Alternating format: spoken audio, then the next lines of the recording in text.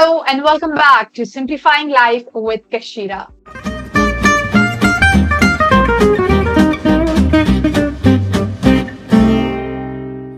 I am super excited and beyond thrilled to introduce our guest for today, the incredible Ashwin Krishnan. Ashwin has made profound impact on countless lives through his impactful 90-second videos. He is truly a master connector at building human connections and genuine networking. His unique approaches have actually created that ripple effect of positivity and empathy. I mean, I have experienced it firsthand, given that I had the opportunity to be a guest on his show. And I'm so grateful today that he is the guest on my show. Without any further delay, Ashwin, welcome to the show. Thank you for having me, Kashira. It's like I don't know whether you were referencing me while you were introducing me. It seems like an alternate universe, but yeah, I appreciate your introduction. And yes, I mean I think I can endorse the fact that connecting people really gives me the juice to keep going, right? And in fact, it was interesting because yesterday we were having just a regular chat with a family friend, and we were talking about how do you how do you describe yourself, right? And we said if you cannot use your job description, if you cannot use your qualifications, what would that be, right? And so she looked at me, and so there's a family friend of some wife, and I had gone to her place, and so she looked at me and said, how would you answer the question? And I said, connecting people, right? And but it's not something that I could have like immediately said even I'd say 3-4 years ago, right? Because a lot of time we don't spend time thinking about who we are. We are spending so much time thinking about what we do and what we become and everything else, which is I think a journey, right? So for me, yeah, I mean it's not a question I would have been able to answer 3 years ago, but I'm able to answer it today. It's so important to have that clarity. So when you meet someone, you can say that, yeah, what I do. And I think that clarity comes from your passion. When you're so passionate about your goals, it gives you immense clarity to talk about what you're about. Yeah, And I think one of the things, and I'm sure you're going to bring this up, right? But I just want to kind of tee that up is there has to be a series of failures to get to that point of discovery. And frequently, and I say this out of experience, right?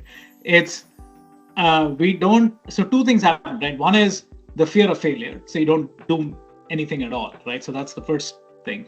The second is being too quick to judge something as a failure, right? And again, in this age of AI where data means so much, is and in reflection, I actually quit some things very very quickly after a few attempts because there's something new on the horizon I wanted to go do. In hindsight, maybe I should have given it a little bit more time. So get some more actual data, and then so it's almost like you got to do something really quickly to assess whether this is something you really want to do. And once you have enough data, then you make a decision saying, okay, I want to continue doing on this path. I want to move on, right? So and it's one of those things of saying, hey, the first fear is the fear of failure, so you don't experiment. The second is the fear of abandonment too quickly without having enough data. And the third, which unfortunately I don't fall prey to that, is hanging on to something for too long, even though the data is against you, right? And I think those are the things that prevent us from evolving to exactly what you said, which is to discover who you are and why you are. So. Sure. I usually like to kickstart the conversation by asking about people's journey, the journeys they're on. But I'm sorry, I'm going to throw you a curveball, Ashwin, and ask you this instead. You've received so much of love through your inspiring 90-second videos, some outstanding, genuine connections, people who are there to talk good about you, even when you're not in the room. That vibe, that aura of positivity and empathy that is created through your people connection. Does it ever give you chills thinking that what if you lose it all? What if it doesn't last forever? The dynamics are not what they are right now. And does it get overwhelming to keep pushing it hard to make sure that you retain what you have achieved? Great question. So the short answer is no, it doesn't bother me, right? Mm-hmm. Uh, and I'll tell you why. Because I'll, I'll throw a name here because this is a name that is familiar to you and me, and the reason you and I connected. So Solveiga, right? Mm-hmm. Yeah. So she's in Lithuania right now and technically on vacation, and she just sent me a long DM this morning, Uh-huh. essentially saying that there's going to be more amplifiers of what I do. Just be aware of it, and I want to do everything I can to help you move forward. So, and the reason I say this is because while the 90 seconds is important and there's a lot to be gained over here, it's this enduring human connection that follows after that. So let's say tomorrow this whole thing comes to a dead halt, right? And I don't do a Mm-hmm. single episode again. The 430 plus guests that I've hosted and the ongoing effect of what that means Mm-hmm. to what I become next, or do next, or be next is so powerful that I'm not wedded to this. Mm-hmm. In some sense, it's the halo effect, it's the resonance of what this is turning out to be in terms of true human connections. And it's not just, hey, we met and we feel good about each other. It's like, I mean, what Solveig is doing is ridiculous, right? I mean, she's like technically on vacation and she's sending me a long. I was actually going to tell us, like, hey, stop doing this. It's like, please, like, focus on your vacation, focus on your family. Don't do. And she just wants to do everything possible True. to help me get to the next level. And so for me, some of it is also, you know what, it's. I mean, in Hindu philosophy, there's this whole thing called karma, right? Which is like, hey, you do stuff without anticipating any returns. And if you do stuff for others without anticipating any returns, the returns will come. And it's almost like, so for me, while I'm definitely not a philosopher of any sort, I've seen enough of that to realize that I can continue doing what I want. And if I stop doing what I want, the karma bank is going to take me to the next level, whatever that level is. I don't know what that is today. True. So in some True. it doesn't bother me at all. Now that being said, I will tell you this, and going back to data, right, which is I am maniacal about understanding what is working and what is not working. I'll give you an example of this, right? This is a future blog post of mine, but it's just something that I've been noodling on, which is people change. Mm-hmm. And I had a first-hand experience of this with a guest of mine recently, right? And she and I are colleagues, and many years ago, she used to be a very data-driven, very analytical, very outcome-driven person, right? And highly respected. When I got her on the 90-second thing, she was all about empathy and heart and how that part of it is something that she had learned over the years, right? So I kind of look at it from the perspective of, if somebody were to meet her like I did, right, and didn't have the 90-second conversation, I would be talking to her avatar of 7 years ago, because that's where we left off. The fact that she's moved on and she's a new, renewed person today takes a while to discover, right? So in some sense, it's also that the data piece is also, I mean, I'm always looking for insights that are so compelling that it forces me to take action. So for this, I'm thinking of, okay, you have the whole CrowdStrike, Microsoft craziness going on today, right? With flights getting canceled and stores getting closed and all that. And it was obviously a failed patch or a bad patch update or whatever, right? So I look at that from a human perspective, right? We are all going through patches, we're all going through updates. And sometimes we don't even realize it and we've changed. But when we meet someone from our past, they don't know that we've changed. They're just looking at us from where they left us off years ago. Absolutely. How do we give that quick update so that we're both like in sync? So my current avatar and your current avatar connect, and we realize that, hey, we have to start from today, not from where we left off, right? So in some sense, the reason I kind of mentioning this is because something that's been kind of going on in the back of my mind, because I have the data to prove this right now. I've had guests that I've hosted over the course of the 2 years on Stand Up 90 whose answers are different for the very same question. So even the question of 2 years, they've evolved, right? So imagine like going to a meetup or meeting somebody after a long time, and we're talking as if the person that you're talking to is the person that you left 2 years ago, but it's not. So then we're talking different frequencies, and we come to all kinds of wrong conclusions, right? So in some sense, it's also that okay, how does this next evolution of Stand Out 90 where it's a fast track, quick update to the person that you're meeting today before you have the conversation. So in some sense, it's also like I always dwell on what needs to stop, what needs to evolve, what needs to, and how do we learn from that. So Wow, that's really incredible, actually. And as I say, like people change, their state of mind changes, the situation changes, and one should never be fixated on that this is it what it is. Things can keep changing. So that flexibility, and I think this is an interesting idea to be able to do a comparative analysis, what this yep. person's answer were and how they are today. That's really amazing, really amazing. From jobless to podcast pro, I can already see it as a title on a book by Ashwin Krishnan. Talk to us a bit about that. Yeah, so it's interesting, right? That was a post of mine from yesterday, but I kind of go back because I had lunch with the guy who got me into podcasting completely by accident, right? And goes back like 6 years ago. I quit my last job because I just needed a break to figure out what I wanted to do. And I do a bunch of writing, so I get media passes to most of these cyber events. So my ex-colleague, Fred, who was the CM of the company that had left, he knew I would be going to RSA. And he had a close buddy of his, Andy Anderson, who had a podcast. And Andy had sent out invitations to a bunch of CISOs, and all of them had accepted. And he didn't have the bandwidth. Andy didn't have the bandwidth to host all of them. And so Fred told him, "Hey, I have a buddy of mine who's no longer working. I'm sure he's going to be there, and he's going to be in the media room. Why don't you ask him to kind of take some of your guests over, right?" And so Andy reached out to me and said, "Hey, Fred mentioned you, and can you take over Tammy and Simon?" I said, "I don't know what Fred told you. I've never done podcasting in my life. I don't know how to interview people. And you're telling me that you're talking to Tammy, the ex-CISO of Home Depot, and Simon Gibson, the ex-CISO of Bloomberg, right? So it's not your everyday conversations." And so Andy said, "No, Fred speaks really highly of you, and I trust Fred completely. If you would do it, it'll be great for both of us." Right?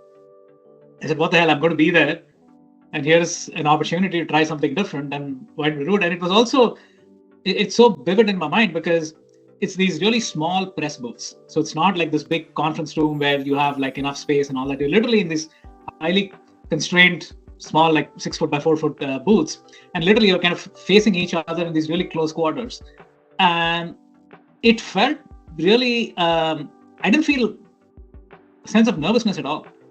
And that was the strange part, right? It's almost like, and a lot of it I give credit to both Tammy and Simon for making it a comfortable conversation, because they knew I was new to this, right? It wasn't like, hey, by talking to me, something great is going to happen for them, because I'm a freaking newbie over here. I don't know shit about podcasting.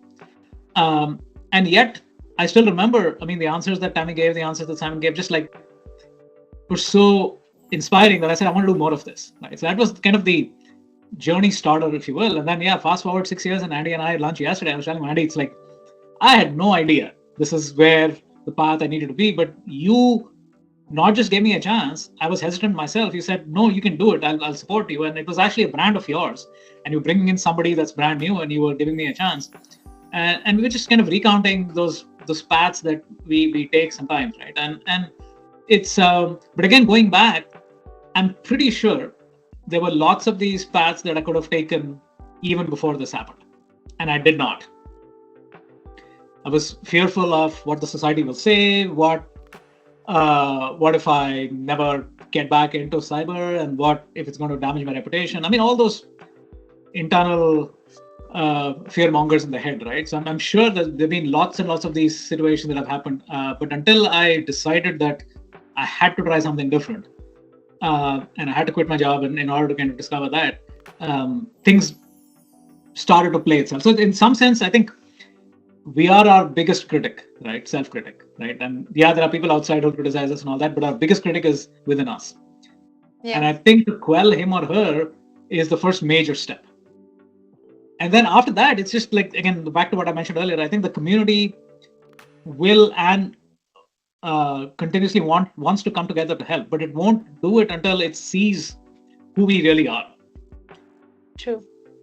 So that whole thing about, and again, I look back and say it's like amazing amount of community support, lots of failures in terms of understanding like what.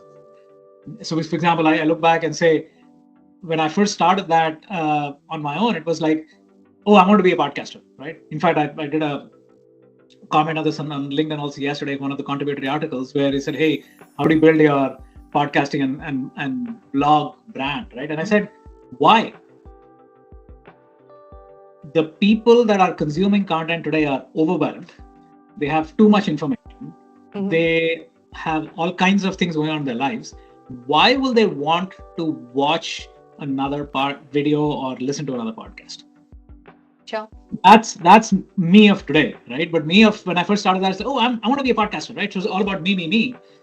But I think that mind shift of understanding it's not about me. It's not about creating another blog or newsletter or book because people don't have time. So which means when we create content, you're actually expecting people to stop doing the most important thing they're doing right now and instead give their time and attention to us. Why? What are we doing that is so compelling, so giving, so impactful that they will hit pause in their life to give us their time? I think that's my biggest learning to kind of get to this point because, but to get it, I mean, again, back to the data piece, right? I mean, but until I started doing enough of that and started to say, oh, I did a podcast over here with so-and-so person, and then I look at the stats, they sucked, right? It was a great conversation. So again, it's that like almost dystopian reality of saying, you and I are talking and we're having a great time over here. So that's an amazing experience. But then after that, we post the podcast and no one listens. Is that a failure? So I think we have to come to like realization of what outcome are we looking for, right? Yeah. And so for me, what I've realized is, and again, this is the school of hard knocks, right? For the longest time, it was like, oh, statistics matter. They still matter. I'm not saying that it doesn't. But if one life gets impacted positively because of a conversation that we're having, that is success, right? If 2 lives get impacted, 4 lives, 10 lives, and again, yeah, I mean, so you want to have as much of a scale as possible. But I think we kind of sometimes get caught up in useless metrics. And I know I did too, right? For the longest time, which is number of downloads, number of views, and so on and so forth. But it's like, yeah, somebody viewed something, but it did not materially change their thinking or their attitude or who they are. Did we even have an impact? Yeah. Versus one person completely changed who they are and they've become a better version of themselves thanks to whatever, is that success? So I think that aspect of kind of getting to a point of realization of how you define what it is that you're doing, why you're doing what you're doing, and putting the audience first. I think that has been probably my biggest learning along the way. Nothing else matters, right? At the end of the day, our lives being positively impacted, and are people willing to give us their time and attention, and why would they do that? And are we giving enough to them so that they feel rewarded for giving us those two most precious of human commodity, which is time and attention. Absolutely. That's really powerful, Ashwin. And on that, I think there's a very thin line. It is all about value addition and how you're able to cater to the audience, of course, who's giving you time and attention. And at the same time, there's a very thin line wherein you need to understand that, first of all, what is your why? If you do not have that, there's no point in doing anything, be it podcasting, anything in the world. You need to figure out your why first. So that is the key thing. And once you have identified it, this is what I feel, your thoughts may be different on it, that once you've identified your why, just go after it, just run for it, do whatever it takes for you to make your dreams a reality. Everybody has a rough start. People, keep working for years, but they don't land where they wanted to. And instead of getting disheartened, demotivated, just keep rechecking with your passion. Are you still passionate about it? If not, you definitely need to review. But if yes, just have that enthusiasm and that audacity to keep following your dream. I think that is really very important. Be it anything you're pursuing in your life. No, it's actually a good point. I mean, so just to clarify, when I said that you have to keep the audience first, it is rooted in your anchor, right, on your why, Yes, right? absolutely. It's the adaptation that I'm talking about over here is more about, for instance, right? I used to do long form podcasts, 30 minutes, 20 minutes. I used to do live streams. I've stopped doing podcasts. I've stopped doing live streams because again, we have limited time on this planet. How much of an impact can we have Yeah. with what we are doing? And so this whole pivot towards 90 seconds was all realizing the fact that in this TikTok universe that we're living in, Mhm. how much of value can I provide to the audience with the same intent of connecting people, right? So it's like, and that's probably been one of the most challenging uh, update for me, if you will, right? Talking about software again, which is to be true to who you are and what you're trying to do, but be extremely flexible in how you deliver that. Absolutely. So I mean, I for the life of me, you mentioned about the book, right? And again, I look back and I've written probably one, maybe two books, right? Of all, would I go back and write a book? Probably not, right? Because I was having this discussion with my wife yesterday, right? Where there are lots of people who are becoming authors, and I Yeah. asked myself, which is, and this is like um, a guy, I forget what the quote was, essentially a man in the forest who's shouting and no one can hear him because he's still shouting, right? So, which is like a book author. If you write a book and no one reads the book, are you still an author? And I think for me, that comes back to the crux of the problem. It's like, why are you writing the book? If it's manifestation of your thoughts, because you want to give another vehicle to your ideas and your thoughts, that's great, right? But if no one reads the book, you can still call yourself an author, right? But does it even make sense? So for me, it's like that manifestation of ideas is still powerful, but if book reading has becoming less and less viable, then you have to pivot towards something that you can still get the message across, but in a way that is more consumable, right? So it's in some sense, I think like it goes back to my own thing from 4 5 years ago, which is I want to be a podcaster, I want to be an author, I want to be this, I want to be that, and that is ego fulfilling. Mhm. It is not impactful if it's not tied to where the audience is. Mm. And I think that is an evolution, and it changes like crazy, right? I mean, for instance, I haven't listened to a podcast in a long time, and then somebody introduced me to the Acquired podcast, and I've become a huge fan. 4 hours. I mean, for the life of me, I could not have imagined myself listening to a 4 hour podcast. I've Oh, listened to wow. Costco, I've listened to Netflix, I've listened to AWS. Mhm. I think there are a few others that are in the pipeline because it is so powerful.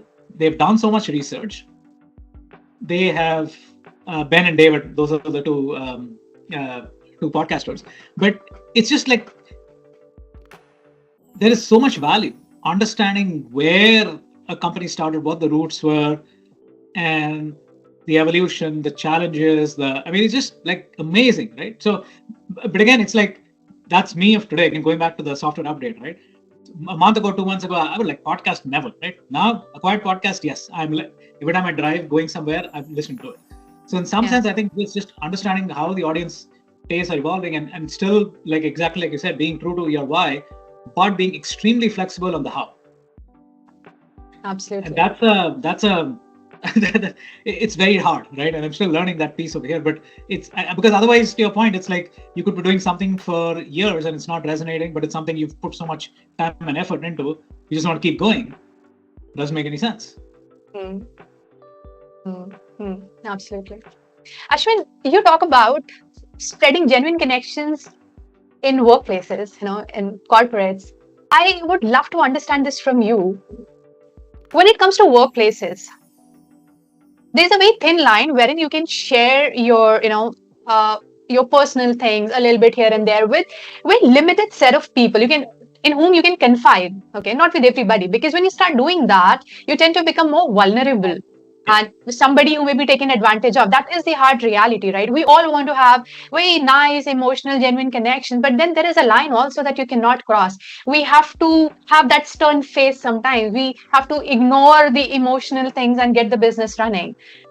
I want to understand your perspective that how the emotional bonds can translate into workplaces. What would you suggest people that, how can they maintain that balance? So, and actually, it's a good point, right? So, what I would, so I'll give you a few examples, right? So, this was again my last company I used to work for full time. So, there was this new um, there was this new SE who had just joined the company, right? And he wanted to have a meeting with me in his first or second week on the job. And so we had this conversation, and then at the end of it, he tells me, Ashwin, tell me what I can do for you. Right?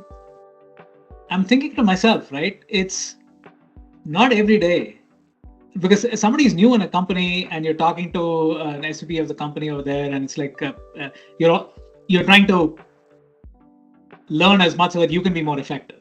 And then literally at the end of it, he truly meant it, right? I could see that aspect of yes, he's new, but he really wanted to see what he could do for me. And I was like, I'll take a rain check on that, but this is the first time somebody's actually genuinely put that at the end, right? Because otherwise it's like, okay, I've got what I wanted, let's get out of here, right? I'll give you another example from a fucking workplace. So I had a boss once, and I would always look forward to our one-on-ones for the strangest reason. So I used to go into his office, and he had this pretty large-sized room. So he had a table with his computer, and then he had a meetup desk on the side. So I used to go sit up the meetup desk, and he would close his computer. He would take his notebook with a pen, come and sit down, and ask me how I was doing, right? And the phone was upside down. The laptop was over there. So there's zero digital distractions.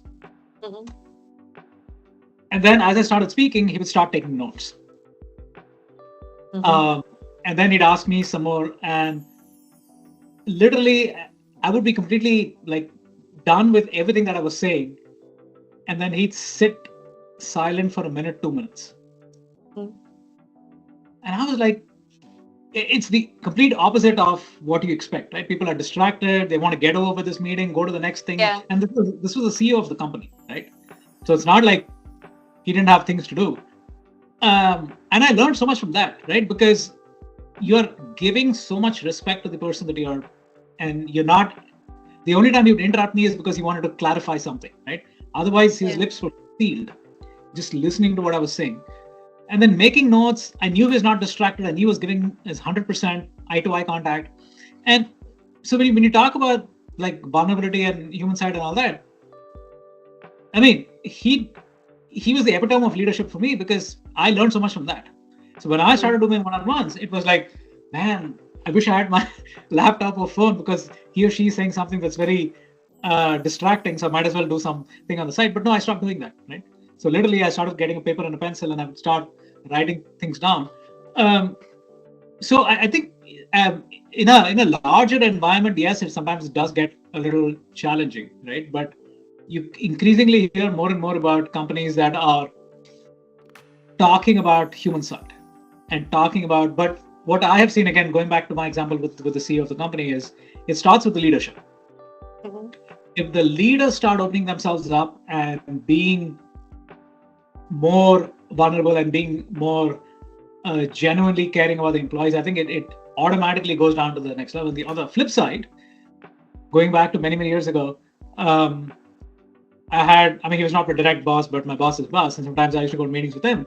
He'd sit on a chair with his legs crossed on top of the table, literally with his feet close to your face, right? And I just look at it and say, it's maybe he didn't mean it, maybe not, but it was such a derogatory gesture, right? And completely the opposite of the other example. So small cues, small things that mean a lot in terms of what works and what doesn't work, right? And it's just one of those things about what it is that as a leader, as a employee, what you can do to help another person. And again, you don't have to share your innermost thoughts or your what's plaguing you at that point in time, but just kind of being more receptive, being more human. I think that automatically has a cascading effect, right? That's what I've seen. But it is, in all instances, I think the culture of the company is determined by the leaders. So if there's a tone that is set, which is all about dog eat dog and trying to find what somebody else is doing and taking over their thing and doing politics and all that, then unfortunately, yeah, it's going to be a toxic place, and therefore the ability to be yourself and be human is almost gone. Yeah. Uh, Yeah. on the other hand, I mean, I won't name names, but one of the largest tech companies out there, I mean, one of their EVP GMs has been on the show, Mhm. and he just he just speaks his mind, right? And that has had such a positive impact in the employees of the company. And it's something that I find very unusual, but very powerful, right? And every time we chat, or in fact, I messaged him just yesterday, right? It's just it shows that it can be done. I'm sure it's uncomfortable, right? It's not easy to kind of be reporting to the CEO of a large tech company and just speaking your mind. Yeah. But it has resulted in so many people um, getting inspired by that and pushing boundaries. So yes, it is uncomfortable. It is not easy. But again, life is short, right? At the end of the day, you look back and say, hey, if you can say no regrets, then success to you. But if you, maybe I should have done this, maybe I should have done that, it's like, unless you start taking that first step, you won't know. Yeah. Yeah. True. You so rightly said. One, the culture flows from top to bottom, any organization. And just by, you don't really have to share your personal life details with everybody, but just by being, demonstrating basic qualities of being receptive, being attentive, right? You saying something, I'm all ears for you. It's just full of respect. And I think that helps in connecting with people so much. So, So I'll give you this. yeah. I'll give you this other example because it's just so ingrained in my head. Uh, Is this the company I used to work for? Like I think 10 years ago, yeah, something like that. Public company, right? And I used to come into work at about 9:15 in the morning, and um, right at the same time, almost 3 or 4 times a week, the CEO of the company would come in as well, right? I mean, I didn't know him uh, from that, right? It's like I obviously knew he was the CEO, but he didn't know me, and it was such a powerful thing that he did every time I saw him that I learned so much from it, right? And guess what he did? He used to come into the office, go straight to the receptionist, uh, talk to her for 3 or 4 or 5 minutes before going up the elevator to his office. wow. I mean, and it's almost like I used to look forward to that 9 a.m. Hopefully, hey, I hope Lloyd is going to be there because it just, and then you could see, right? Everybody else so busy, the thing just running. Hey, I have to rush to this meeting. I have to do the. This is the freaking CEO of the company, right? Yeah. He's seeing a human being who's an employee of the company who sits in the reception all day long, seeing all kinds of people come in and go out, and he is taking the time to. Every time I saw him, he used to do that, right? Yeah. And so it's just like you look at these cues, and it's like, and imagine how she felt, right? The rest of her day is like, okay, I can deal with anything, right? I mean, I've been treated as a human being, given respect, asked, and so it's just it's these small things, right? It doesn't have to be like a massive fundraiser for Exactly. kids over here or something like that. It's just small gestures, but such an Yeah. amplifying. Such exactly. I mean, creating that equal workplace for everyone, creating that equal amount of respect, Your title doesn't matter. irrespective of the levels. Yeah. Yeah, Oh my God, that's so beautiful. That's so beautiful and so heart touching. Amazing. And these are the things when you see such things like being demonstrated by some people out there, it is so contagious. Other people want to do that. exactly. You know? And that's what people keep saying, the pay it forward, right? It's like, and to your point, I mean, a lot of, in hindsight, I was probably influenced for that, right? And here he was Yeah. connecting with people over there. And I'll give you another instance of which, again, I was, uh, so we used to go to these executive briefing centers for customer dialogue, right? Uh-huh. And sometimes we'd have the CEO invited, especially if it was a big name customer and all that. And again, I used to so look forward to Lloyd coming to those meetings for this reason. He would enter the room, he would go around, shake hands with every single person in the room, from the customer to the employee of the company, right? And it doesn't matter whether 10 people in the room, 20 people, 30 people. If Lloyd enters, Lloyd will do his person to person handshake. Hello, how are you doing? Go now. And initially, first time I saw it, I thought he'd obviously stop once he's done with the customers. Like, who cares about employees, right? I mean, they're like working for me. No, same amount of time, same amount of respect for every single employee of his company who's in that room, right? Yeah. I'm like, so it's just like so powerful, right? And to your point about culture of the company, that set the culture for me. Exactly. By all means, that sets the culture. That's so beautiful and so inspiring.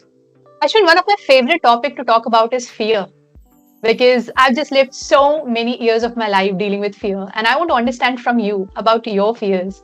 And if you could take us a little back to your childhood, how were you as a kid? What were your fears then, and what are your fears now? So I'll give you two examples which kind of helped shape in hindsight, right? The first one, again, growing up in India in the 80s, it was all about, hey, are you going to medical or are you going to engineering? Right? There's just like two paths, like nothing else mattered. And for better or for worse, I mean, I had an inkling for, okay, I want to get into tech, and I was like one of the early computer programmers, and so I got, I forget, even before BASIC, there was something like COBOL and Fortran and all kinds of like programming languages. So it was something that I felt I wanted to do. So I put a lot of effort and getting set up for the IIT JEE exam, wrote that, and I actually got into IIT Delhi, and I did 2 weeks over there, and I just quit, right?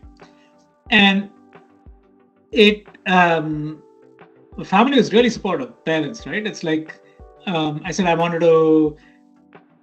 into textile technology at IIT because my rank was not very good, but it was IIT, so people said, oh, how can you not join IIT? And I joined, and I was like, I don't want to do this, right? So I quit that and went to REC Warangal, did 4 years of BTech in com science over there. And then same thing happened again. I decided I wanted to do MBA. So I got into XLRI Jamshedpur for personal management and human resources. And it was the top ranked program at XLRI at that point. So went to Jamshedpur, left in 3 days, and took a job at Wipro Bangalore, right? So, and again, it was, family was really supportive, and again, I put blood, sweat, toil, and tears trying to kind of get into that prestigious college, got into the college in 3.5 days, and I said, I'm done, right? So it's one of those things that, and I look back and I have no regrets. And I think it's that evolution of realizing, and going back to some of the things we talked about earlier, is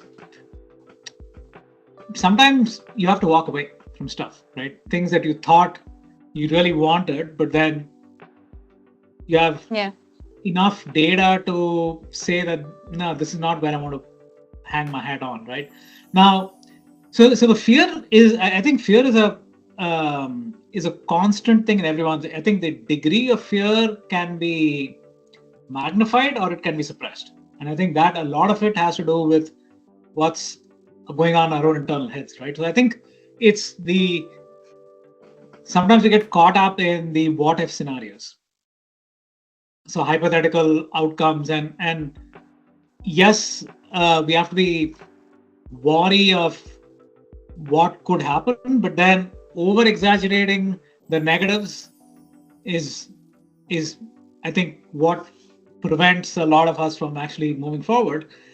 And it just, I think managing fear, or at least coming to terms with what it is that you're trying to achieve and what are the risk rewards, I think that's been kind of my biggest learning experience, right? Which is to say, yes, you can't ignore, because I know some people who are like glass half full all the time, right? And it's like sometimes it feels illogical talking to them because they're not coming to terms with reality. But that's a very small percentage. Most of us are like, oh, worst case scenario, or what if this happens, what if that happens. So therefore, so in some sense, I think it's good to kind of play the scenarios in our mind, but at the end of the day, having some logic to say, hey, the benefits outweigh the risks, and therefore this choice is worth making, right? I think so. There's some amount of logic involved, but I think I was reading an article yesterday about the gut. We don't, and there's a human instinct, there's human gut instinct, which is usually 100% accurate. And if the fear that we have is something that the gut says yes, then we should take it seriously.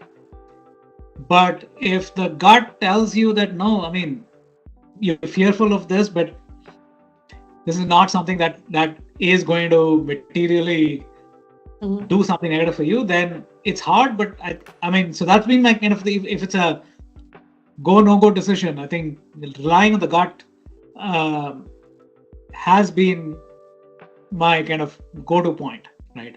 But that being said, I think a larger aspect of this, which is again beyond ourselves, is a community that we can rely on. Yeah. So sometimes just like, again, going back to my boss I was telling you about, who was just writing notes as I was talking, right? And it's not that we need people to essentially give us advice all the time, but just listening. And having that ability to share what's in our head and being able to kind of articulate that gets a lot of the fear out of the system. Because holding back and then coming up with all these like what if worst case scenarios and not being able to articulate that is a huge challenge, right? I think that aspect of having community where you can actually chat with somebody, like right after this I have a 11 a.m. with a mentor of mine, and Brian and I chat pretty much every week, and I can just let go. There's absolutely no I feel no reason to hold back anything with him, and he's a good buddy of mine. He'll tell me his thoughts, and so it's having that sort of support network to be able to have these conversations helps tremendously. Absolutely. That's really powerful. And that is something a lot of people are lacking these days. They don't have that support, not from outside, even from the family. Not many people are very supportive of, for example, your family, bless them. They were always there to stand up for you and, have your back, but not many people have that support. So yeah, that's definitely there. Oh. And speaking of that, any fears now for journey ahead? I think anything, for example, I'm sorry, I'm just going back. For example, when you started, you said that you do have one kind of a regret that, you should have started earlier, or maybe you didn't have doubted yourself. So, and we always have that kind of thing at different stages of life. So is there anything that you're still putting off that, okay, I'll do it, or maybe something that's scaring you? At this point, I wouldn't say anything. I mean, I think the thing that probably scares me the most is whether I'm doing enough. So whether I could be doing more. So I'm kind of, again, going back to that amplifying effect of saying, are there enough avenues I'm pursuing to be able to have as much impact as possible in the life remaining? So I look back and say, here, my D-Day, it's like, hey, could I have done more, right? So for me, it's that aspect. Yes, mental health and taking care of oneself, all that is very important. But that being said, I still think I can push more boundaries, right? So that's why, the conversation having earlier about this whole people who we talked to years ago and they moved on and where that is today. So that's in my head. It's like, I need to do something about it. So lots of these things where once I get an idea in my head, I have to take it towards execution stage. And if I have too many of these ideas that I haven't got to execution stage, that'll be a regret of mine, right? So, it's something that I'm very keen about, and that's why having the community and kind of doing these kinds of brainstorming actually helps to say that this is something that would actually materially impact people, where we don't jump to conclusions because the somebody we left behind 6 years ago, we're not able to connect with them today because we haven't taken the time to understand who they are today, right? So how do we do that quick update to get to a point where we can have meaningful conversations, move that forward? So again, as I get these, so for me, it's like once that idea is in my head, I have to take it to execution. So if I don't, that'll be a failure. Yeah, yeah, yeah. Does it get overwhelming sometimes to retain what you're doing? Like, Uh, maybe, sometimes as human beings, sometimes we may not want to do the post, create the article, engage with people. That's just so natural. yeah, yeah. No, it is. The way so so for me, as I'm able to put it this way, right? We all need stress busters, and for me, the stress buster is the conversation I have with my guest after the 90-second recording gets over. Mhm. That gives me the pressure relief system if I'm a pressure cooker, right? If you use that analogy, right? Because I mean, you've been on the show, so you know what it is, right? So the 90-second actually probes into different sides of the human being. Yeah. And then after that, it's like we've just opened themselves up and we have a deep conversation, right? So for me, I look forward to these, right? Well, the 90-second conversation obviously is the highlight, but it's the post conversation that allows those feelings and those emotions to come across. So in some sense, we all need something that is not always about, you're right, I mean, a post, a comment, or a video, or a delivery, or something like that. It's like, then, I mean, I can't imagine just continuously doing that because sometimes those rewards don't come for days, months, years, right? So it's like, if I didn't have that, I'd be much more wound up. So I kind of look forward to these things because it's like talking to somebody new. Like yesterday, I was talking to Raquel, and we ran out of time on the 40-minute free Zoom. It's like there's just so much in her journey, her evolution as an El Salvador immigrant coming to the US and following the dictum of what was the path a woman needs to take by getting married quickly and then having the courage to walk away from the marriage when she realized that this is not what she wanted to do. And again, I mean, so for me, it's just understanding a little bit more about the human being, where they are, where they're going. It turns out to be my stress buster. But without that, you're right. I mean, you keep adding to the goals, you keep learning stuff away, and keep figuring out how little you know, and it's not productive. Yeah. Basically, keeping it human, that keeps you going. And that's such a powerful and a natural thing. When you connect with people, it changes your state of mind. It changes your vibe. So that's a beautiful thing to do. Ashwin, I just feel like this conversation should keep going. There are so many stories I'm able to get out of you, and I don't know everything you're saying, and there are 10 questions popping up in my mind. But I will definitely be conscious of your time. I know you're not in habit of staying on a call for more than 90 seconds. And I appreciate all the time and patience that you have given on this call. Thank you so much. To conclude this lovely conversation, I want if you could just share a final piece of advice for the audience. And maybe if you could tell them how can they get better in being able to build that genuine connections with people, or something they could do to, help build their brands on social medias. The first step, which is probably less intimidating than starting to post and starting to start getting a voice out there, is being genuine in supporting others. What I mean by supporting others, it's starting with comments. And it's a strange thing, but once you start exposing who you really are through your comments, it's amazing the amount of connections you end up making.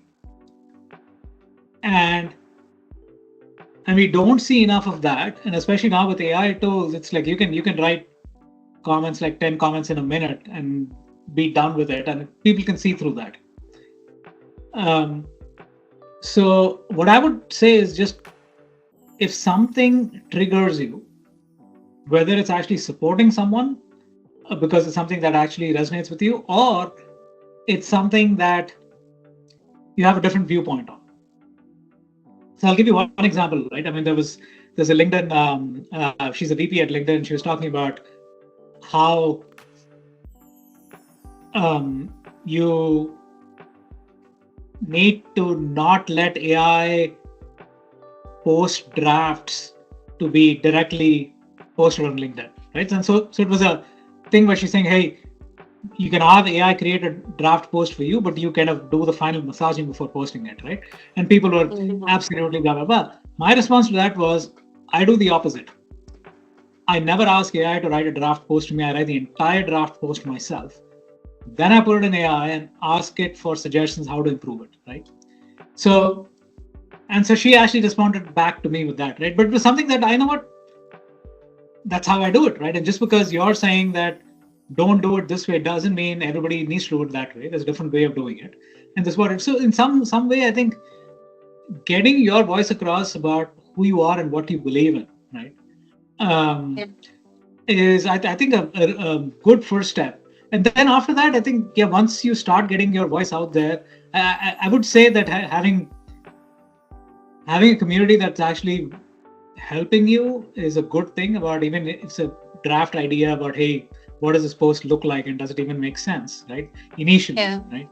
But not getting caught up in metrics that absolutely don't matter. Oh, I have to do 5 posts in a week, or I have to get 100 likes over here. I mean, whatever. I mean, I think some of it is, social media driven and there's some craziness over there. But to some degree, I think just, again, back to what you said earlier, which is finding a voice to navigate through that. Because otherwise you can get whipsawed very easily. Oh, this so-and-so thing is trending over here, let me jump on that. Or so, and then very quickly, people don't know who you are. So I think getting to that point of, okay, if so-and-so says something or does something, I know there is value to be had from what he or she is saying. Once you get to that point, it gets a lot easier. But to kind of understand what that is that you care about, that you will, and that will also change over time. Right? I'm a big privacy advocate in tech, and used to write a lot about privacy up until 3 years ago. I still believe in a lot of those things, but I don't write about it anymore. Right? I have evolved. There are other things that take my time and attention.